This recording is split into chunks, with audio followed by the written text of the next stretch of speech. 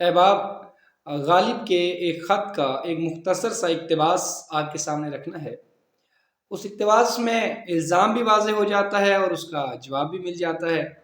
اس کے علاوہ اس میں ایک بحث جو بڑی طویل ہے اور ایک طویل مدت سے چلی آ رہی ہے کہ شاعری دراصل ہے کیا، یہ خیال ہے یا یہ اسلوب ہے، یہ بے ساختہ ہے یا اس میں کاریگری دکھانی پڑتی ہے، یہ کس پہ ٹکی ہوئی ہے۔ تو غالب نے اپنا موقف پیش کیا ہے۔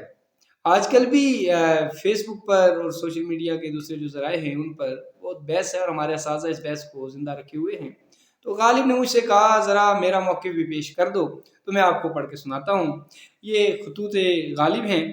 منشی ہرگوپال کے نام جو ہے یہ خط ہے، جو ان کے دوست بھی ہیں اور شاگرد بھی ہوتے ہیں۔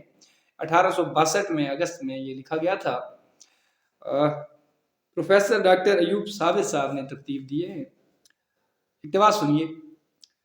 کیا ہنسی آتی ہے کہ تم مانند اور شاعروں کے مجھ کو بھی یہی سمجھے ہو کہ استاد کی غزل یا قصیدہ سامنے رکھ لیا یا اس کے قوافی لکھ لیے اور ان قافیوں پر لفظ جوڑنے لگے، لا حول ولا قوت الا باللہ۔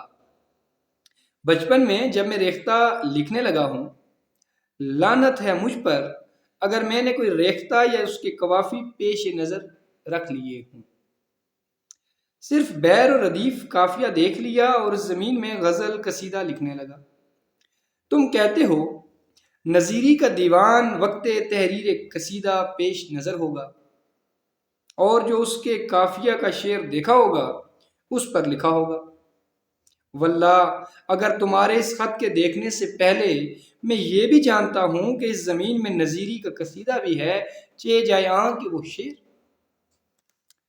بھائی، شاعری معنی آفرینی ہے، قافیہ پیمائی نہیں ہے۔ بھائی، شاعری معنی آفرینی ہے، قافیہ پیمائی نہیں ہے۔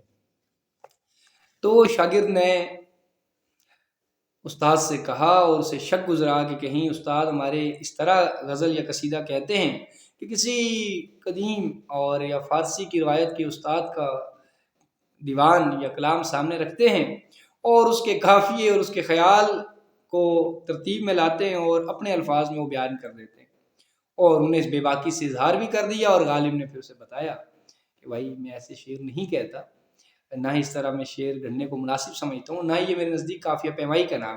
ساتھ ہی میں ایک چھوٹا سا اقتباس اور بھی سنانا چاہوں گا۔ انہی کے نام، ہرگوپال ہی کے نام جو ہے وہ خط ہے اور یہ 1855 میں ہے۔ انہوں نے دوسرا دیوان جب تیار کیا اور غالب کو بھیجا کہ اس کا دیباچہ لکھ، تو غالب نے جواب میں کیا لکھا، انہیں اصلاح کیسے دی بلکہ ان کو صلاح کیا دی، وہ بھی سن لیجیے، دلچسپ ہے۔ صاحب، دیباچہ اور تقریض کا لکھنا اتنا آسان نہیں ہے کہ جیسا تم کو دیوان کا لکھ لینا۔ کیوں روپیہ خراب کرتے ہو اور کیوں چھپواتے ہو؟ اور اگر یوں ہی جی چاہتا ہے تو ابھی کہے جاؤ، آگے چل کر دیکھ لینا۔ اب یہ دیوان چھپوا کر اور تیسرے دیوان کی فکر میں پڑو گے۔ تم تو 2-4 برس میں ایک دیوان کہہ لو گے، میں کہاں تک دیباچہ لکھا کروں گا۔ تم دیوان لکھ لو گے لیکن دیباچہ میں کیسے لکھوں گا؟ مدعا یہ ہے کہ اس دیوان کو اس دیوان کے برابر ہو لینے دو۔ اب کچھ قصیدہ اور ربائی کی فکر کیا کرو، 2-4 برس میں اس قسم سے جو کچھ فراہم ہو جائے دوسرے دیوان میں اس کو بھی درج کرو۔ صاحب، جہاں تختی میں الف نہ سمائے وہاں کیوں لکھو اسد۔ یہ ایک مختصر سا خط تھا۔